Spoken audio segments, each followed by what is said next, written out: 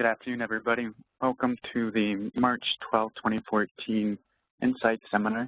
Today we're going to be covering the recent HIMSS conference that we just attended in Orlando, Florida.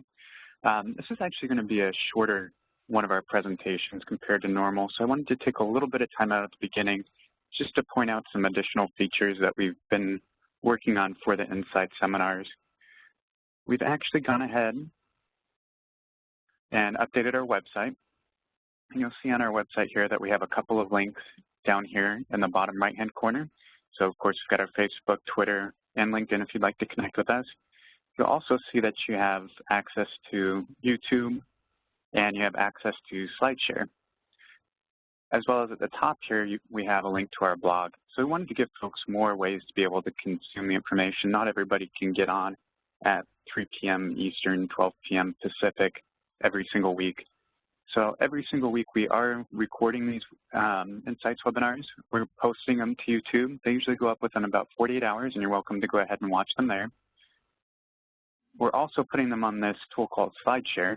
A lot of folks aren't familiar with this. It's actually a really neat tool where you can go ahead and upload PowerPoint presentations like what we're using, and you can actually go ahead and download these.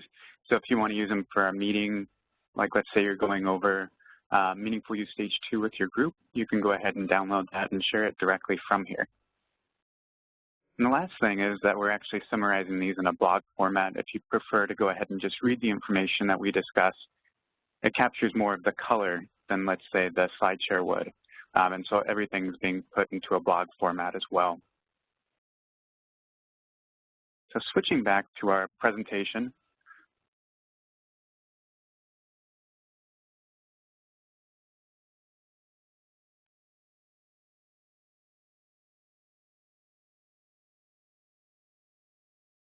there we go. So this year we were in beautiful Orlando, Florida at the Orange County Convention Center.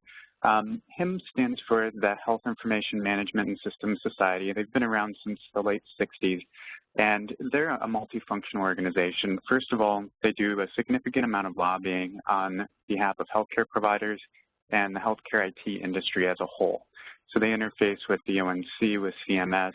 They try to go ahead and create standards, create discussion back and forth with those groups, and ensure that things like Meaningful Use Stage 2, the ICD-10 rollout, all those types of items are taking into account the end consumers, the physicians and practices that have to work with it. They also have a big educational aspect to their organization. HIMSS tends to be more IT-focused rather than practice management like MGMA would, but HIMSS also it does a wide range of things. So they'll talk about how to implement ICD-10 from both a systems perspective and from a practice perspective. They really try to stay vendor agnostic. It's a little difficult for them, though, because they are a vendor-funded organization through and through. So because of that, they have a very, very strong vendor presence. If you've ever been to HIMSS before, it is all about the booth. It's all about booth candy. Just all of the handouts, everything, every booth is as big as it can possibly be. Every vendor breaks out the biggest booth they can possibly buy. Some vendors I know spend well over 7 figures on their booths just for HIMSS. And this is really where they go to make a presence. They're making a presence not only to the physicians and hospitals that are attending, but they're making a presence to each other. They're also making a presence to Wall Street, who watches this trade show closely, and private equity firms. And so there's a lot of groups there that are actually there more for their Wall Street presence or private equity presence than anything else. But it's a great place where you have every single healthcare IT vendor, a significant size, in a single vendor hall. And you can literally walk from booth to booth and get demos of the system all day long, which is always fun. You'll see we have the Allscripts booth over here. Back in the corner was the Athena booth. The Cerner booth was just out of the screen to our right here. So it's a great place to just go and see system after system. Even if you're already on an EHR or already on an accountable care organization platform, it's just a great place to see what other folks are doing, maybe get some ideas for your clinic, how you can roll things out differently. I honestly spend more time in the vendor hall than I do in the sessions. The sessions themselves are not supposed to be vendor specific, but they're vendor specific in a sneaky way. So they'll talk about a vendor's product from a client perspective, things like that. So the attendance was up this year. This was the biggest conference ever. It was interesting because this year, more than any other year, I felt that it was more of a business-to-business than business-to-consumer conference. And a lot of that had to do with the consumer side of things. The physician practices and hospitals are just an absolute shock in 2014.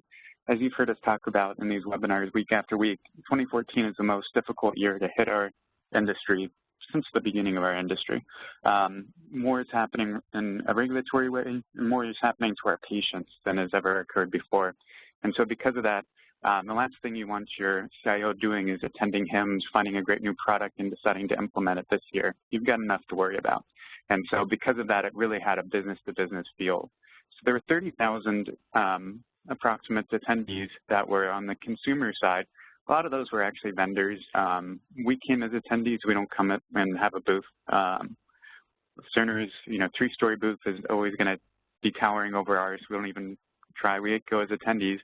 But in addition to those 30,000 attendees, which included vendors like myself, there were 22,000 registered vendors. So that just shows you the mix. It's very much a trade show rather than a conference like you might see at NextGen's user group or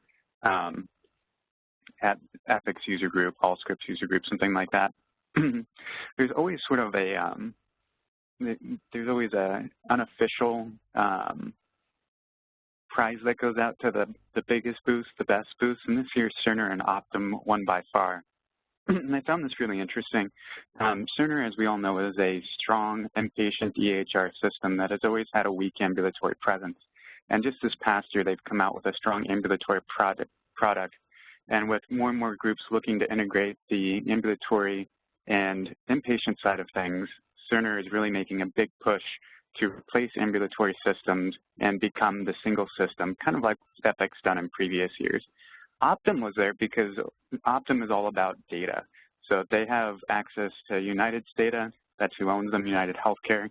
And they're doing a lot of analytics on that data. They're selling it to other plans, other business-to-consumer providers, data analytics groups, and they're just really jumping into the industry with both feet. They probably had the largest booth out of anybody there.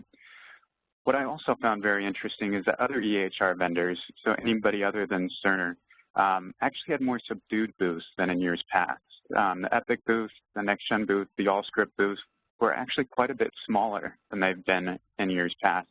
And that's definitely reflecting what we're seeing out in the market, where there's a significant slowdown in EHR vendors actually selling licenses and more turning into services or trying to upgrade to new lines of business like revenue cycle management, things like that. I always love the pictures that come out of HIMSS because it's just amazing how many people they fit into these convention centers. These convention centers that they use go for miles and miles, and yet it still tends to get jammed packed. This is everybody leaving the keynote speaker at the beginning of the conference. The other big thing about HIMSS is, as I said, it's very business-to-business, it's very self-reflective, and so it's interesting to see what the industry thinks is going to be going on in the next year. Every year there's catchphrases that get retired, and there's new catchphrases that come up to replace them. So the ones that we didn't hear this year was health information exchange. Even though we're working towards transporting data in MU2, health information exchange was not really discussed about much at all. Personal health record. Personal health record is completely gone from people's vocabularies. We all know Google Health isn't around anymore. I actually meant to look to see if Microsoft's PHR is still around, but the concept of personal health record as being a separate product from your EHR seems to be gone as well. Cloud computing, everybody's just abandoned that phrase to assume that you're in the cloud. It's not even really a discussion point anymore.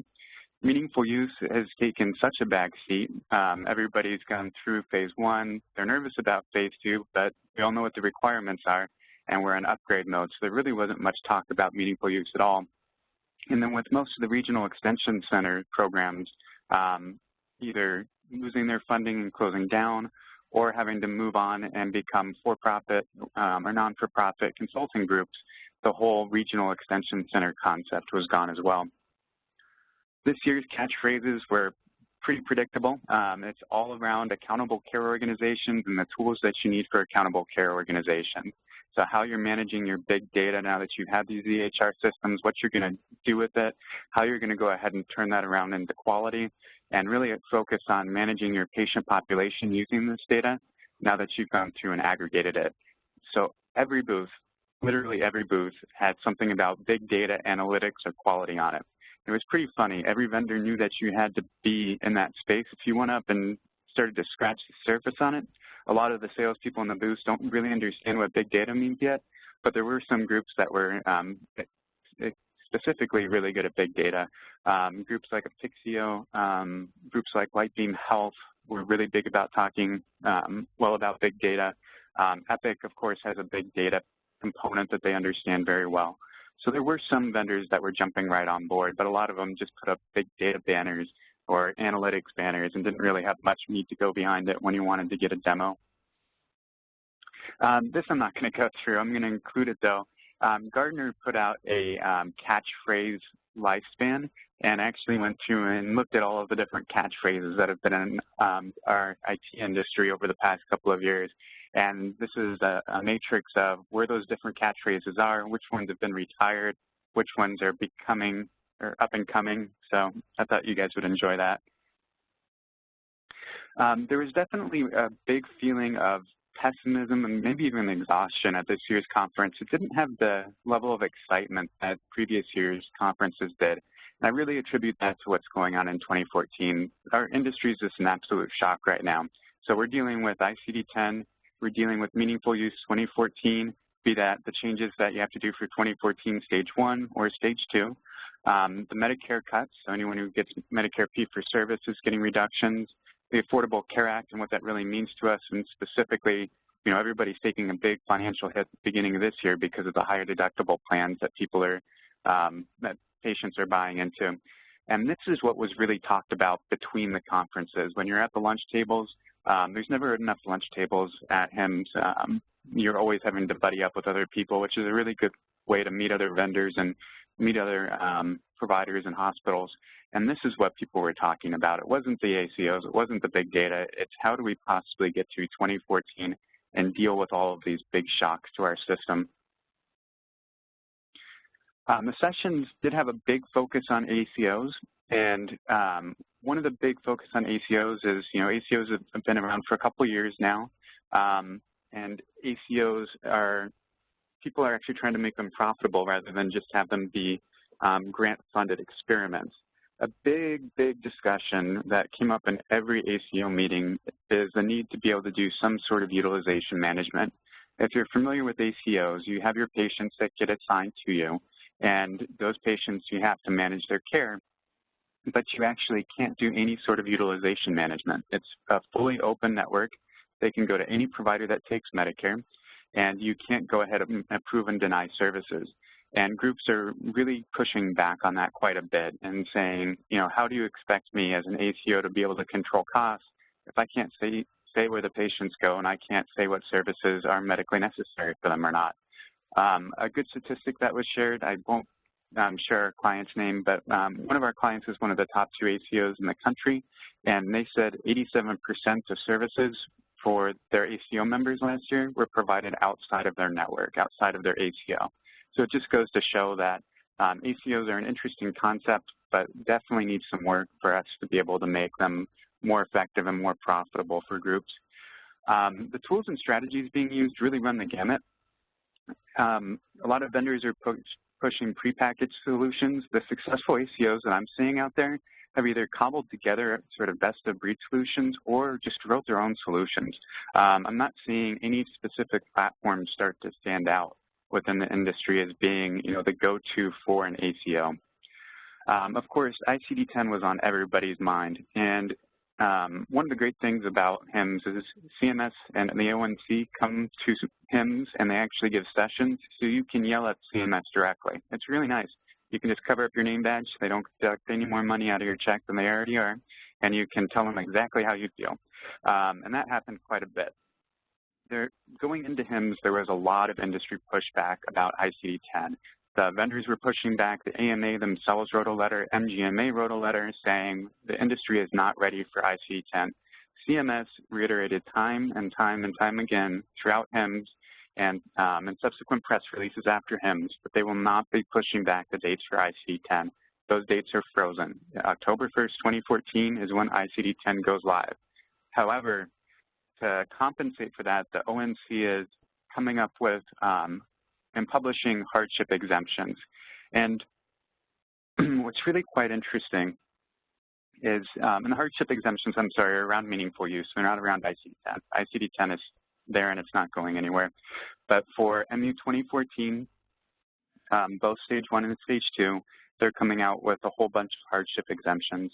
And reading between the lines of what CMS was stating in these sessions, they're going to be fairly lenient in which hardship exemptions you're able to take. We're actually putting together, we're going to have a quick FAQ answered by CMS regarding this, and then we're actually going to do a session specifically on these exemptions because they're incredibly broad.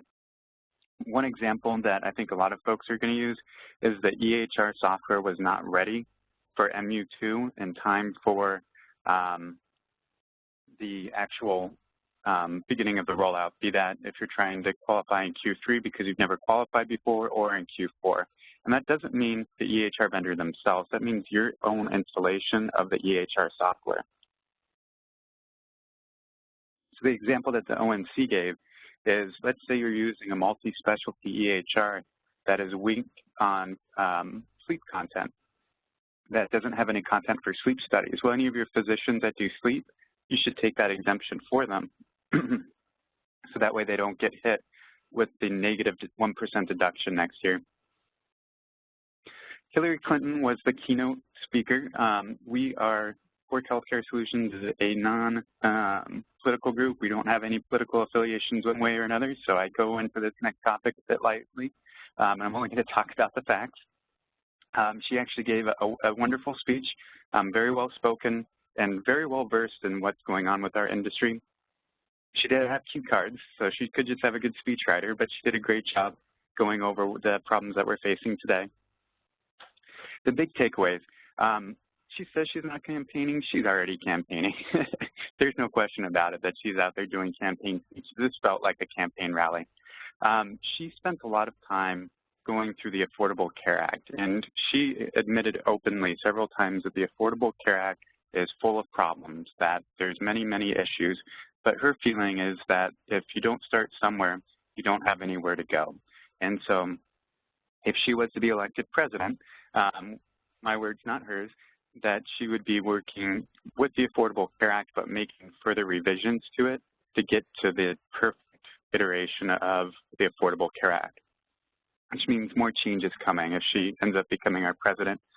The other thing that she said over and over and over again, so many times I was actually shocked, is she wants to get away from fee-for-service completely. She does not believe in fee-for-service, and she even used those words, fee-for-service. She wants to get rid of it. So the idea of having a patient come in, you billing a 99213 and getting a check, she wants to take away completely. She wants to focus only on payment for quality. She doesn't want to be looking at production. That was an interesting topic. It's something that we're definitely seeing CMS do with the ACOs. But again, if you're not worried about production, you're only worried about quality, it just doesn't quite match up. So I think that idea needs to be fleshed out a bit. But she made it absolutely clear that if she's elected, no more fee-for-service. There were a couple of things that weren't talked about, which I was really surprised about, and this includes at the lunch tables. So value modifier was not discussed. We're doing a session next week on value modifier. If you're a group of 100 physicians or more, you need to really be paying attention to this, because value modifier is going to start adjusting your payments based on the quality of service that you've provided for 2013 and 2014 claims data. And we expect it to move into the smaller physician segment fairly quickly. They're also going to be publishing on the Physician Compare website how you're doing on certain comorbidities and PQRS measures, essentially, versus your colleagues in your same geographic area. So there's going to be, right now, if you go into Physician Compare, you can see who's e-prescribing and who's done MU. They're actually going to be rating, CMS is going to be rating how well you're doing in treating these different diseases. And then the big thing that I just talked about that Hillary Clinton brought up, which is the pay-for-value discussion. So there was very, very little discussion outside of the ACO concept of pay-for-value and what that's going to look like. I see these as the two biggest changes that are coming in probably 2015, 2016, and are really going to be a shock, the next big shock to our industry, and something we need to be prepared for. Excuse me. So the conference takeaways, groups are focused on the challenges going on right now in 2014. No one we spoke to is switching vendors right now. Happy with their vendors, unhappy with their vendors. People aren't making the move. The general feeling is that you're stuck with whatever vendor you have right now because you need to get live with that vendor if you're not already, so that way you can go ahead and meet the regulatory guidelines and then deal with maybe changing the vendor after that. So the feeling really was that the ship has sailed when it comes to vendor changes. And so system sales are taking a big plummet because of that. The big purchases are in the accountable care organization sector, and that's where everybody is pushing. And of course, we feel that you should be prepared for value modifier. Next year, HIMSS is going to be in Chicago. Chicago, I went to HIMSS there, I think it was in 11, 12, something like that. If you've never been to HIMSS, it's actually my favorite town to go to for it. The conference center is a little ways out, but the hotels downtown are great. And what's nice is they understand that Southerners like me don't appreciate the cold weather, so they actually push it back till April. So that way it gives Chicago a bit of a chance to warm up. We only got stuck in one snowstorm. So it's not going to be February next year, it's going to be in April instead. So let me go ahead and unmute anybody, and I'll go ahead and answer any questions folks have.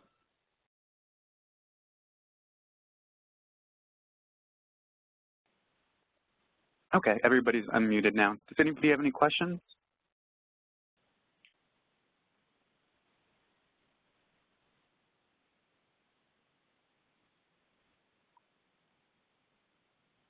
Okay, perfect. Well, thank you for attending. We're going to go ahead and, like I said, and I did get one question that came in. Any chance of delaying stage 2? No, there's no chance of delaying stage 2. The old director of the ONC, whose name escapes me, made it clear when he stepped down that they would have had to have already started in delaying stage 2. So stage 2 is going to still be this year. However, the exemptions are very, very forgivable. They're very easy to fall into one of the exemptions, and so that's how they're dealing with it. So the person that asked that question, I'll follow up with you offline about some possible exemptions that could apply for your case. Any other questions? Okay, well, thank you, everybody. Please look for this on YouTube, SlideShare, and our blog. Talk to everybody next week. Bye-bye.